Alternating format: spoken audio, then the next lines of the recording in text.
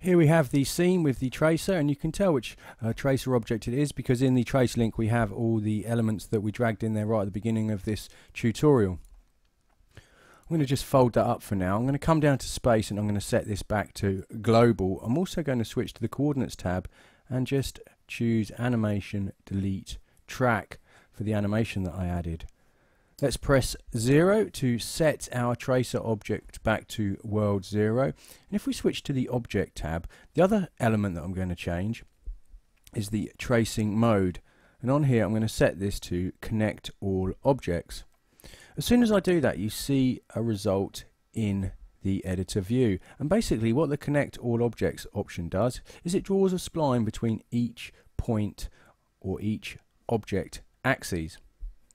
In this example we're only using a bone, so it's just going to trace between the object axes. Next, come down to the spline being generated, and in the options here let's check close spline, and you can see that that then joins up the spline so that we don't have a start and an end.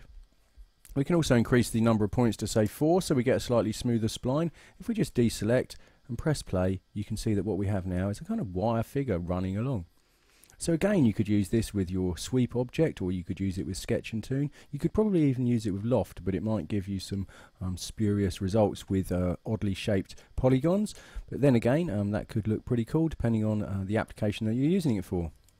But what I'm going to do is I'm going to use it for something slightly different. And what we're going to use now we've generated this spline is we're going to use this as something to clone upon. Come up to the MoGraph menu, come down and add in a cloner object. I'm going to call this cloner Vertex, and with this selected I'm going to press shift and then add in a sphere, and by holding down shift that will then add a sphere as a child. On the sphere I'm going to set the radius to be 10 and I'm going to set the number of segments to be 12. We're using a perfect sphere so we can lower the number of segments just so that it plays back a little bit faster in our editor view. If we select our cloner object, come down to mode and let's choose object, and the object that we're going to drag into the object field is our tracer object. So let's just drag our tracer in, and you can see that we now have our spheres attached to our tracer, and if we press play you can see that as it runs along our spheres run along too.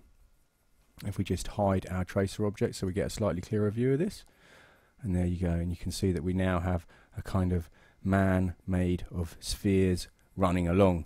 Quite a nice graphic image. It's probably a good idea to have our cloner object after the tracer object. The reason for this is because the tracer is generating a spline, the cloner is then cloning onto this spline, so really the cloner should be after the tracer in the object manager, otherwise the spline that it's created on that frame isn't actually generated yet, and what will happen is you may well see a 1 frame lag, so the position of the spheres will not actually be on the spline until the following frame. So in kind of scenes like this, it's a pretty good idea to look at the order in which things are being created and how you're using the objects that you're creating, and it is makes sense to kind of put the tracer first so that the spline is already there so that we have something to actually generate our spheres onto.